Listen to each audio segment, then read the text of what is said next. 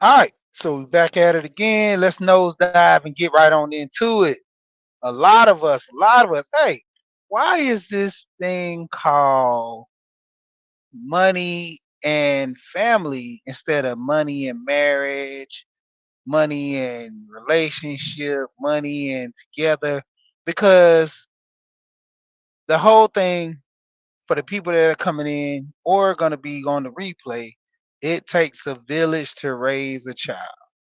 It takes a village for the adults to become within themselves. Being honest, you know, my father passed when I was young, so I needed guidance from other men in the family. I needed guidance from coaches, uh, mentors, just any man would come across and give me some type of level of appreciation. Boss lady, what's going on? Tamika in the building. And when it came down to it, you know, yeah, sorry about that, Tamika. I forgot I had to go coach. I'm sorry, boss lady Denise. I had to go coach on Saturday. So I was up there like just yelling and everything. I'm gonna post a picture of the mat and everything. I was coaching. Actually coaching at a high school right now. One of my older my coaches I used to wrestle up under.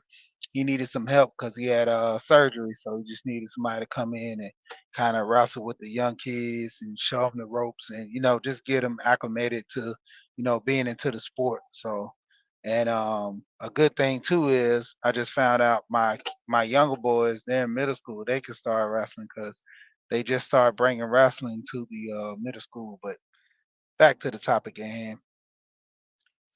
When it comes down to it, whether it be dealing with money and family, the specifics are mainly, you having an understanding of your position, and your position pretty much is within the family of teaching your kids this stuff, letting them learn this stuff at a certain pace. You know, um, the information has to be given to them in order for them to apply it. You know how many kids that go through life don't have their parents give them like the bare bones information. You know how that ruins and affects their lives majority of the time because you didn't have parents sitting down telling you about finance. You didn't have parents sitting down telling you about relationships. you know and for the ones that did tell you how to get relationships, it's either telling you how to get the bag or telling you how to the woman is always right or the man is always in charge. It depends on what parent you're talking to that'll give you a level of knowledge and understanding. What's going on, Dr. Dunbar? I see you in here. Gives you a level of understanding. Before we start getting into the relation stuff, go back into that. Today I want to focus more on the family aspect because, you know, in order for you to have some money and dealing in relationships and all that, you have to get some knowledge from somewhere. And it has to be critiquing, kind of influential, somebody that you can look up to. And with that being said, you're looking at your parents, the way they handle things. You're looking at Sweet Thumb in the building. You're looking at your father, the way how he paid the bills. You're looking at your mother, seeing how she took responsibility on the bills. Ultimately, that's how we actually, for the most part, get everything going. Because if your dad was the one who made the money and your mom was the one that paid the bills, take for instance, my great grandmother. You know, when it came down to it, she was mainly the one that paid the bills. And back during those days, typically, a lot of times you would have it to where the women were, more educated than the men due to the fact that men who are the workers, it, it's up and down, but it varies. Not saying that all the men wasn't educated, but it varied on things. And as it related, my great granddaddy, he would always make my great grandma paid the bills. I never, like I always say, I never got a real chance to meet my great granddad. Live with my great grandma for years. A lot of knowledge and everything was poured into us. But for the most part, it was to the point to where she was paying the bills and he was making the money. You know, and it came down to the point to where she knew pretty much how things went, and she would relate that to her kids. Which would be my grandmother, my aunts, and my uncle, letting them know their behaviors and how they do and how they're going to be influenced by things according to just plain simple what's in front of them. Woo. Coming down the highway, had a bad accident. People look like they just hit the wall. But overall, everybody got influenced. You literally had my uncles who got influenced by the way that they handled bills and the way that they did things, seeing their relationship. So it was according to, their standard. If I get married, this is what marriage looks like compared to other kids, their relationships, and how they handle things. So mainly in house, that's where you mostly got, your financial budgeting, your relationship status on how to treat, the opposite sex. You got that in house. Nowadays, everything is more along the lines of entertainment. You are learning things on the fly. You know how many young people, I think probably within the millennial generation, was the last that we learned how to balance a checkbook, um, write checks, and ultimately, balance your account through your checkbook. That was like the biggest thing I was getting taught at a young age, in elementary school. As my kids growing up, they don't have that within the quarters. My older kids, my daughter's 25, son's 23. The most they had with probably, dealing with money is just counting money and learning multiplication tables. Learning about the economy, because everybody, took certain classes, for social studies, as far as math. They didn't teach accounting to where you could, know about money and stuff like that when my kids were growing up. So literally I had to sit them down and talk to them about that, you know, even to the point where as far as relationship wise, my son and my daughter, my son, I had talked to him once I got into the YouTube space and talking to a lot of men, and I reached out to him and I said, well, me and you never really had a set down, as far as you picking a woman and me teaching you certain key things on being a man.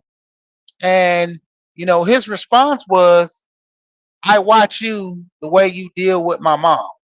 I see you go to work having multiple jobs or doing certain things, paying the bills. So I know for me to be a man, I emulate you. That's why when he was in college, he had two jobs. They're relatively easy. I think he worked at Best Buy, and one of them was a what was the place called? Sonny's. It's a barbecue restaurant place, and just being a waitress for the most part. So what's going on, young? And with him being a waitress, he was more or less just focusing in on the things that he wanted to do. Being in Best Buy, same thing, doing a cashier, helping customers, that was his thing. You know, when it came down to it, he did it, got paid for it, and ultimately, he was able to, pay for things in college, didn't really need us too much every now and then because, I've always said that, as a child at 18, your parenting don't stop. You know, when it comes down to it, these kids gonna be coming borrowing money. These kids gonna be coming trying to get knowledge. There are certain things that you didn't teach your kids, and ultimately, out of respect, a lot of kids are not ready for certain information. So to a degree, you got to teach them according to where they're at in life. And sometimes kids get mad, but that's the standard. If I know my son is not ready to have a bank account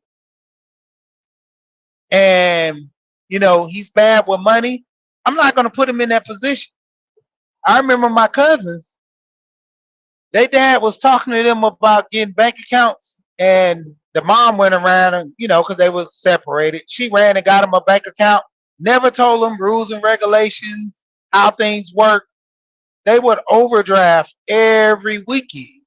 As long as they looked into the ATM said $350. Like, oh, I still got $350, but I spent like 150 yesterday.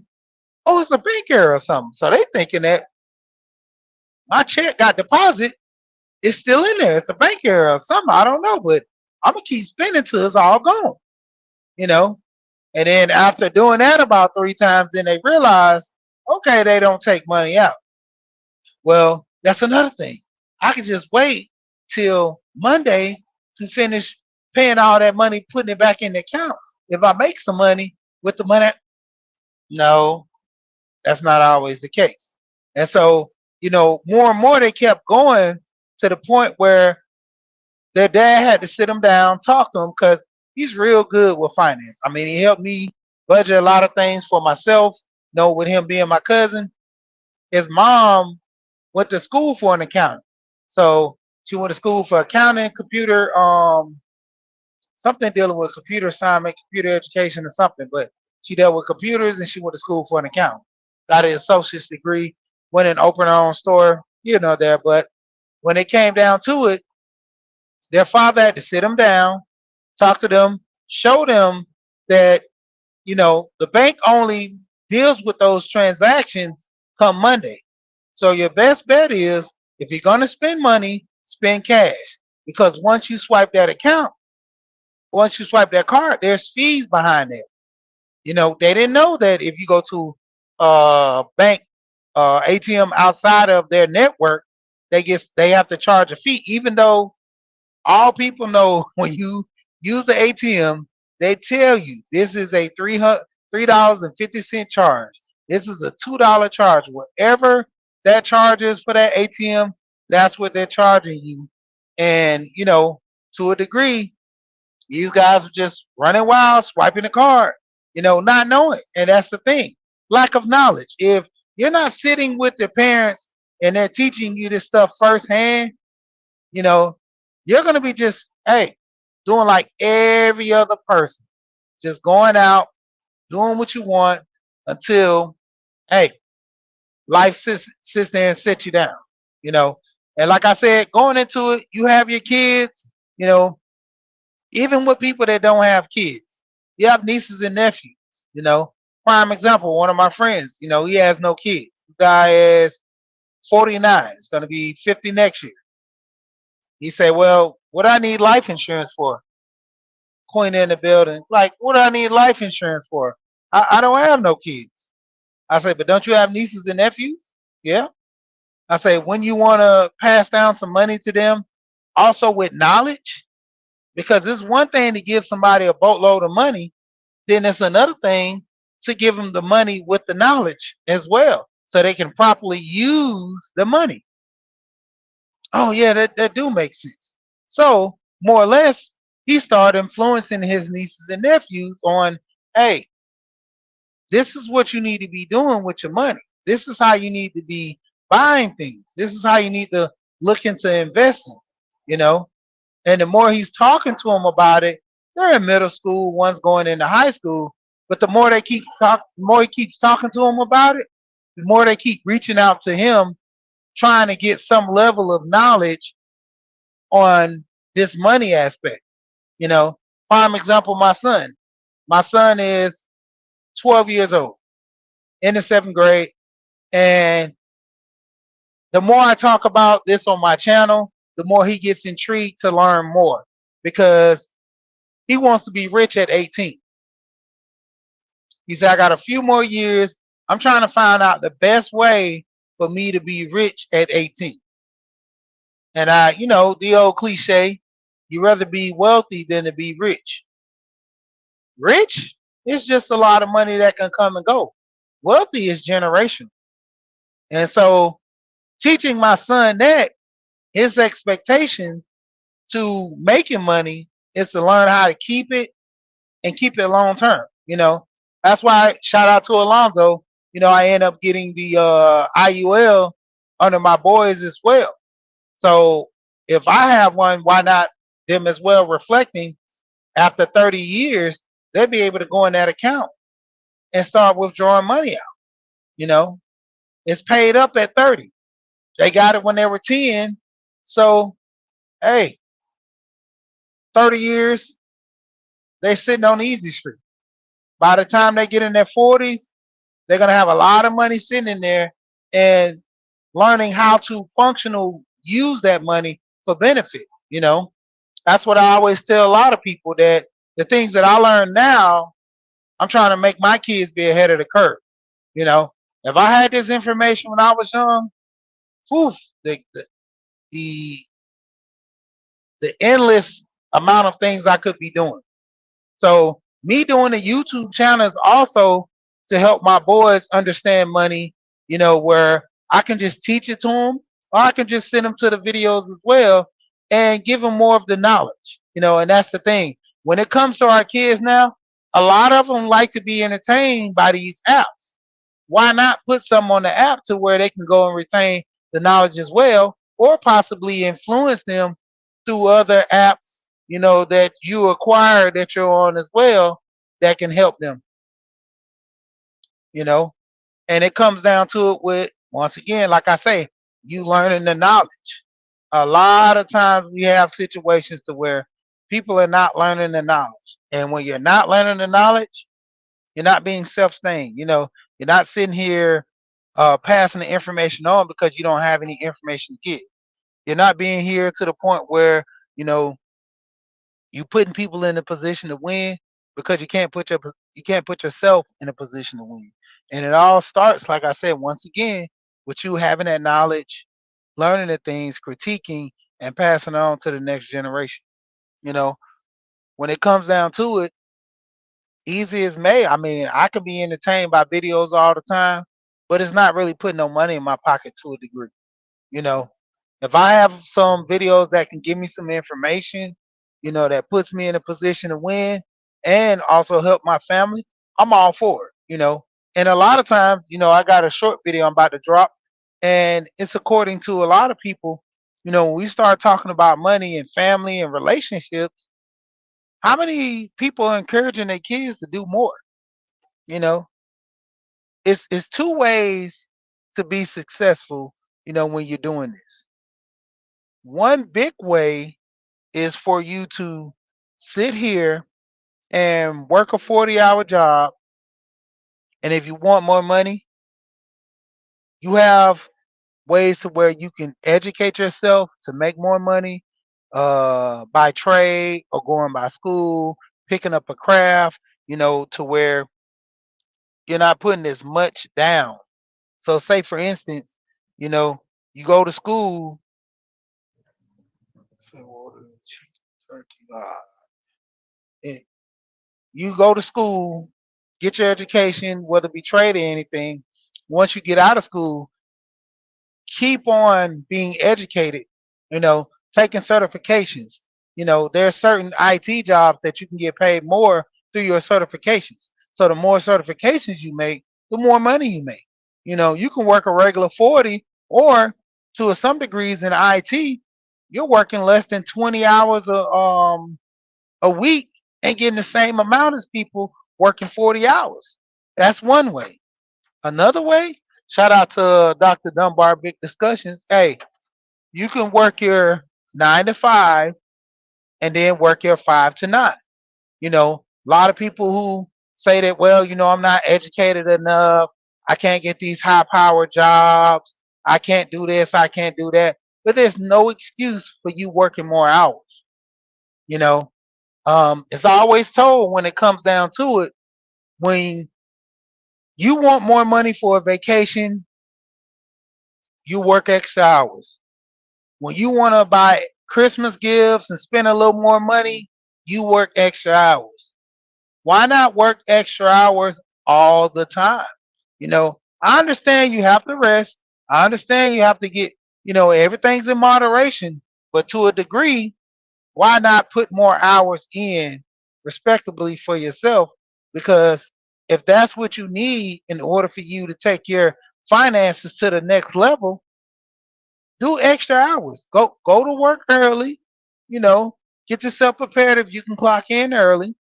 And hey, once you finish there, clock out. You got your extra hours at work, go home. But if you can't do that, clock in, do your 8, clock out, find you something else. There's plenty of apps. I talk about this all the time. I need to go ahead and make a playlist. I know April Shower has been, getting on me about making a playlist, but me making a playlist will be beneficial to most as well because I can sit here, show you all the apps, from Roadie, um, DoorDash, Uber Eats, Lyft, Uber, just plenty of apps that can actually make you some serious money. And going into the medical side, they have apps that pay upwards of $200 to $400 a day for delivering medical. And these things you can do on the side. You know, like I said, DoorDash and Lyft. These are things I know guys that work a full 8, maybe 10 hours doing DoorDash, making about $1,500 a week. You cut the app on when you want to. You're your own boss. You know, and most people like that because when it comes down to it, hey, I don't have to clock in if I don't want to. I can clock in whenever I want to. I don't have to have a specific set hours to where I have to go to work. Most people are doing this.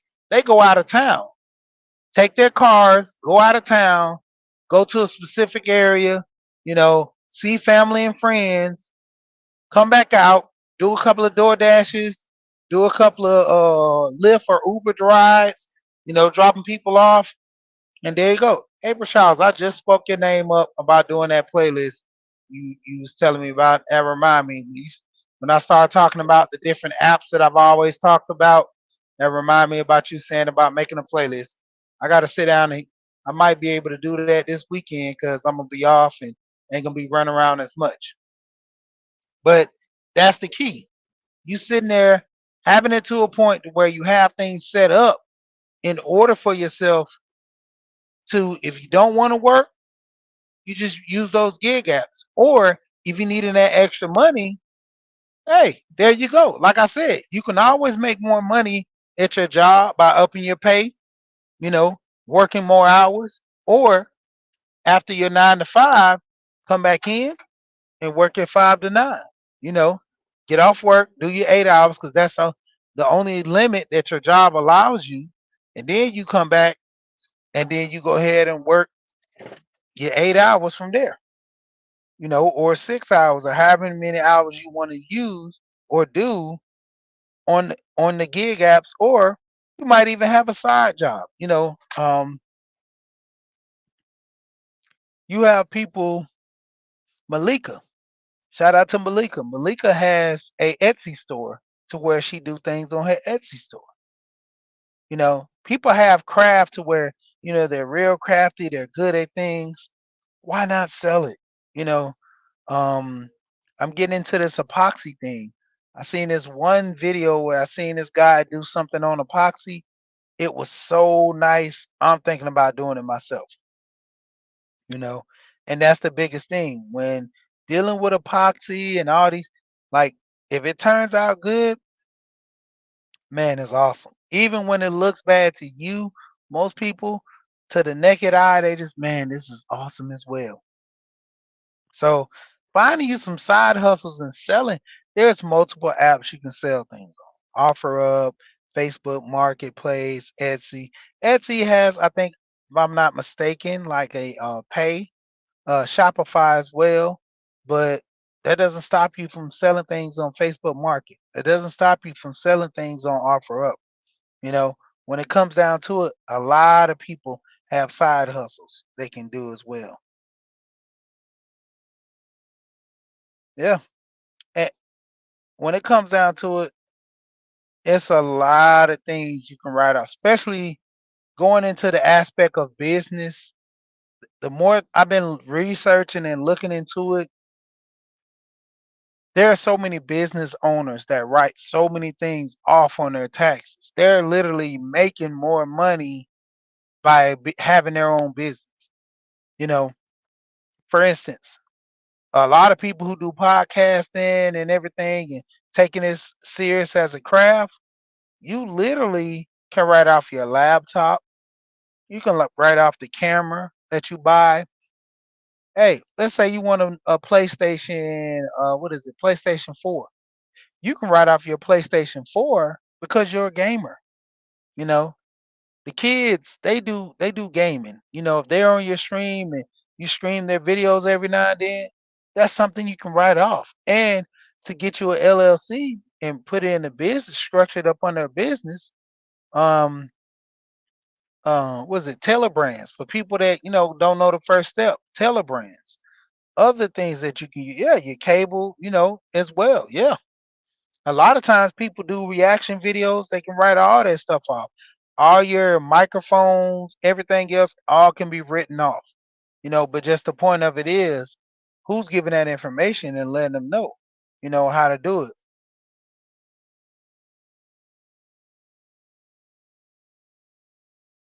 And that's the thing, when it comes down to it. A lot of us, we have fault or have issue with certain things. We need to put ourselves in position to actually learn as much as we can learn. And if we're not able to underrate it, Bunny Rose, what's going on? If we're not able to, impact our lives by this, maybe we can impact our kids' lives. Maybe we can impact our niece, nephew, somebody's life, you know, for all intents and purposes. I mean, I've infected not infected, but affected my uncle and his way of doing things, far as business wise, and him learning things. I've taught him certain things on his phone to where it enhance his knowledge for him to think better and think smarter about the things he do as well. So that's the thing. Not only am I impacting my kids' life and my cousins and everything, my my uncle, my grandmother, when I would help her with her phone. What's going on, Nikki? And help my aunt. There are certain things. It was kind of crazy. My oldest brother was trying to take a picture of something. I don't know if it was one of my twins or both of my twins, and when he came to see him or something. And my son was like, "Uncle Mark, let me see your phone." Took the phone, grabbed it, swipe, swipe, swipe, tap, swipe, tap. There you go. Gave him the phone. He was like, "How my nephew know how to work my phone better than me, and I just got this phone?" And I told him, I said, "This is age of technology. These young kids are learning at an advanced rate on how to use the phones, and they're so caught up in loving these phones. You know, they're learning the phones better than the parents do. They're learning the phone better than the adults. And when it comes down to it, hey, it's the wave of the future. If we can get our kids to learn these situations about phones properly, we should be able to do the same thing when it comes to money. You know, Teaching these kids about money the same way we letting them learn how to use these phone property, the same way we need to teach them how to use these financial, statements, or learning how to, get a better job. We can get them into IT, we can get them into STEM, we can get them into, you know, just different areas that you teach them now, they'll grow up and develop that mindset as they get older. And a lot of times, we have situations to where if we're not pushing our kids in the right direction, they'll lose out on how to deal with money. You know, no one can influence them because they just never got it. They don't have no intentions on getting it, when it comes to money. Hey, Always sitting the kids down properly, talking to them, giving them good information, always key. Letting them see things. There's plenty of times where I set my sons down, showed them the bills, showed them my paycheck. And sometimes my son might say, "You gonna be broke, daddy. You paying all these bills are due and you got to pay them with that check, you're going to be broke at the end of the week." And I say, no, this is the thing. These bills are due this week. These bills are due this week. I could pay this bill this week. I could pay that bill the other week. Salute, Lonzo. I just brought you up earlier about the IUL and situation I was telling about my sons, you know, but teaching them about money, life insurance at a young age. I was taught that when I was young, so why not, influence my kids as well? But showing them the bills and showing them how I gotta pay this. I gotta put, money on this bill this week, put money on this bill next week. And it's an ever occurring thing. If I was to get paid every 2 weeks, I would have to show how every 2 weeks influence, me saving money for gas. If I'm going out to eat, saving money for that, you know, and that's the key. A lot of kids, they will take themselves and just spend, spend, spend. My son came to that knowledge real easily when he would get his money and just spend it. And he'll be like, "Oh, daddy got more money."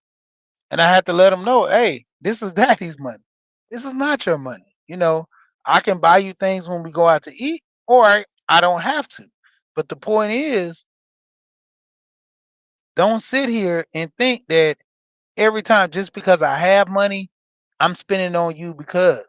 No, that's not the thing. So I had to teach him that, had to show him, "Hey, this is how much the bills are. This is how you need to pay the bills." Having an understanding of that, like I told my grandmother, she never taught me how to pay bills. I seen her pay bills. I would look at the bank statements. I would look at, the bills as they come in, and I would see the amounts due. I would see the due date. I mean, all that stuff is just self-explanatory. If you looked at TV, they would show you majority of times where parents are paying bills, being stressed out because of the money. I didn't see that in the household. And it wasn't that we made a lot of money. It's just that if you paid your bills on time and you paid it properly, if you made a decent amount of money, you got to know how to spend your money. You got to know you can't eat out all the time. You got to budget to a point to where your cooking at home is more healthier for you. So, like I said, this was more or less the family side and talking a little bit about money. Like I said, a lot of times when people complain about money, that they need more money, work more hours. If you don't want to work more hours at your job, work a gig app doing more hours. Work at 9 to 5. Then after you finish your 9 to 5, work at 5 to 9. You know, it's up to you. Most gig apps, you could do 3 hours a night, and it still accumulate about $100. When it comes down to it, it's up to you. A lot of times we have situations to where you can do two things on the app.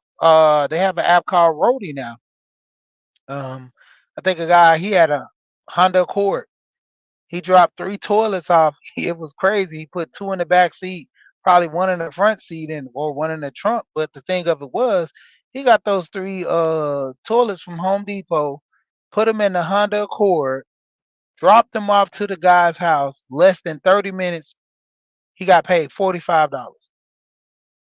So some might say, well, no, that's not good, or to some might say that's a lot. But the point of reference is $45 in 30 minutes. That's good. That's not even a whole hour. Most people make anywhere from 12 to 30 something dollars an hour, but to actually get 45 and 30 minutes, that's pretty good. Let's say you do two of those, you know. So, and if you keep that rate going, which is not going to be, because it varies, but the point of reference is you making $90 in 1 hour. The next hour you might end up doing something. You might work a 4 hour delivering something, but you only get paid $60. You know, so from that 90 to that 60, you're already at 150. Let's say you do another hour, which is 3 hours, and do a drop off for $40. You done made 190 in 3 hours. How many people make 190 in 3 hours? Make about most people make about 125. Most people make about 125 to 2 250 on an average job every day. And then come Friday, you calculate your pay. You know, you work 100. Let's say you work $100 a day, going into the week. That's $500. $200 a day going into the week. That's $1,000. Every 2 weeks you're looking at 2,000 or something like that. The point of reference is being able to take that money and successfully pay your bills and not be in a position of starving or not be in a position of to where you can't manage things to take care of yourself, you know.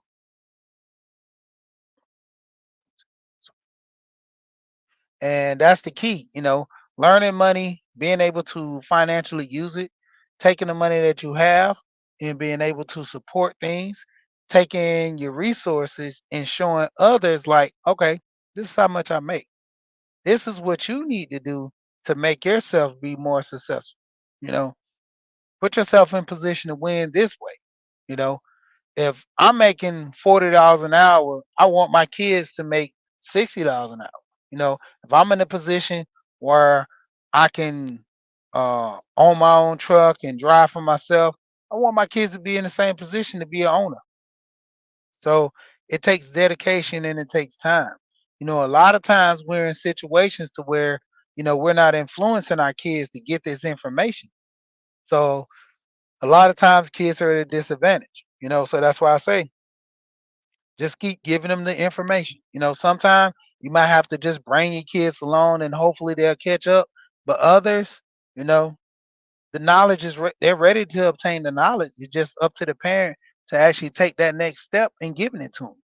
You know, so overall, we just have our situations to where we talk about this and have an understanding to where majority of the time there are situations that easily can be handled, but it's up to us. It's up to us figure out what we want to do, how we want to go about it. That means, giving our kids the information, getting ourselves the information first and foremost, and having an understanding of how we do things, you know. So with that being said, I'm about to get ready to jump off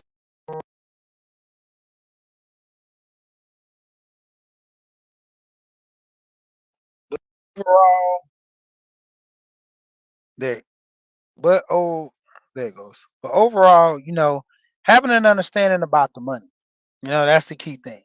Knowing, where your money's coming from, knowing how to make more money if need be, knowing if you can get a raise at your job, knowing if you can work more hours at your job. That's the key thing. A lot of people don't want to work 90 hours. I'll work 90 hours if it's for a purpose for me to benefit me. I'm not working 90 hours for free.